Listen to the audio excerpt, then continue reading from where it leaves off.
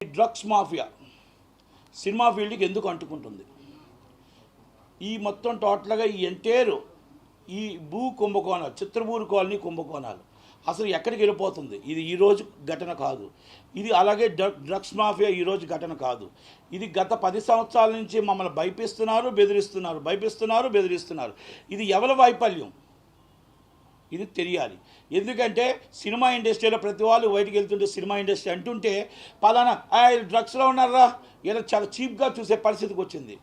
Cinema ఇండస్ట్రీలో ఆడపిల్లలను కూడా చాలా చీప్గా చూసుకునే పరిస్థితికి వచ్చింది.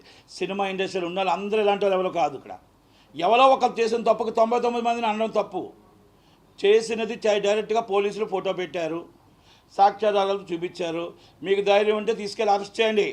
2 సార్లు 3 సార్లు అయితే పీడీ యాక్ట్ కింద లోన్ వేసేయండి. రెండోది, డ్రగ్స్ తీసుకున్నారా లేదా అనేది ఆమె నిర్ణయం. ఇంకా ఎవరెవరు తీసుకున్నారు ఇండస్ట్రీ మొత్తం ఛానల్ అన్నీ కూడా ఇండస్ట్రీ మొత్తం చూపిస్తున్నాయి. ఇది తప్పు. సినిమా ఇండస్ట్రీలో మనం మా అసోసియేషన్ సీరియస్గా తీసుకోవాలా? ఎందుకంటే ఒక ఆర్టిస్ట్ మీద వచ్చింది, నిజమైతే ఆమె మీద యాక్షన్ తీసుకోండి. అబద్ధం అయితే ఎవరైతే దీని మీద అబండాలు వేశారో వాళ్ళ మీద యాక్షన్ తీసుకోండి. వెరీ సీరియస్లీ మీరు డైరెక్ట్గా ఛాంబర్ కంప్లైంట్ ఇవ్వండి. Chamber immediately South Indian chamber complaint ఇస్తుంది. South Indian chamber immediately Karnataka chamber complaint ఇస్తుంది. ఎవరు ఆ పోలీసులు క్రియేట్ చేశారు, ఎవరు కృష్ణవేణి, ఎవరు యామ, తప్పు జరిగింది మా ఇండస్ట్రీ, తెలుగు ఇండస్ట్రీ ఎందుకు అబాండాలు వేశారు? ఇమ్మీడియట్లీ మొత్తం టోటల్ జాయింట్ మీటింగ్ పెట్టి వాళ్ళ మీద యాక్షన్ తీసుకుందాం. ఒకవేళ లేదు ఇది పోలీసు వాళ్ళు చెప్పింది నిజమైతే ఇమ్మీడియట్లీ యాక్షన్ తీసుకోండి యామ గారి మీద. నేను రెండే అడుగుతున్నా.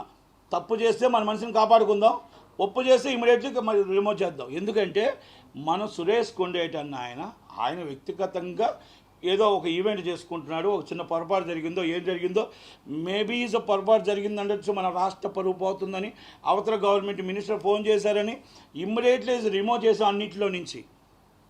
అంటే తప్పు జరిగింది కదా, మన రాష్ట్ర పరువు తీసుకొచ్చి ఇంకొకటి పెట్టారని. మరి కర్ణాటక గవర్నమెంట్ దగ్గర మన పరువు తీసి రోడ్డు మీద పెట్టలేదా? సేమ్ గోవా, ఇది కర్ణాటక. ఇది మన అక్కడ పరువు పోయినట్టు మనకి ఇక్కడ పరువు పోయినట్టు కాదా?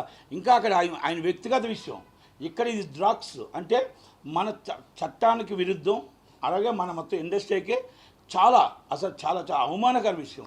మరి ఇలాంటి విషయాల్లో మనం ఏం యాక్షన్ తీసుకుంటాం? విష్ణు గారు, శివబాలాజీ గారు, శివాజీ రాజా గారు, నరేష్ గారు, దయచేసి వెరీ సీరియస్లీ మన పరువు, ఆంధ్రప్రదేశ్ పరువు తీసుకుని వెళ్ళి, మన తెలంగాణ పరువు తీసుకుని వెళ్ళి కర్ణాటక పోలీసుల దగ్గర అది తప్పు అని వాళ్ళ దగ్గర నిరూపిస్తే ఇమ్మీడియట్లీ మనం యాక్షన్ తీసుకుందాం.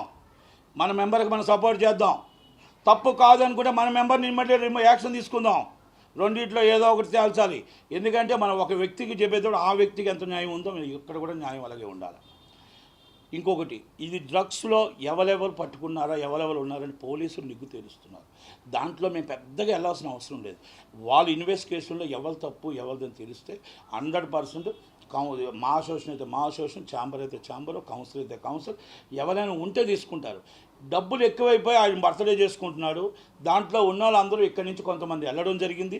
దాంట్లో రేవు పార్టీ అని చెప్పారు, రాత్రి 3 గంటలకు దొరికారు. అది దొరికిన దాంట్లో హంగామా చేస్తున్నారు. ఒకరు చిల్లయ్యని అంటున్నారు, ఒకరు బిర్యానీ ఉండని అంటున్నారు, ఏదేదో చేశాని అంటున్నారు. ఇవన్నీ మనం పక్కన పెట్టేద్దాం. తప్పును నిరూపించుకొని ఇన్వెస్టిగేషన్ చేయాల్సిన బాధ్యత కర్ణాటక పోలీసుల మీద ఉంది.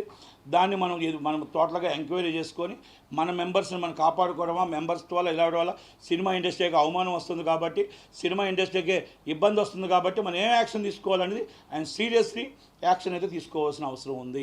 ఇది నేను విష్ణు గారికి రిక్వెస్ట్ చేస్తున్నా, ఛాంబర్ ప్రెసిడెంట్ గారికి రిక్వెస్ట్ చేస్తున్నా. అలాగే సినిమా ఇండస్ట్రీని మనం కర్ణాటకలో మన పరువు తీసిన వ్యక్తుల మీద వెరీ సీరియస్ యాక్షన్ తీసుకోవాలా.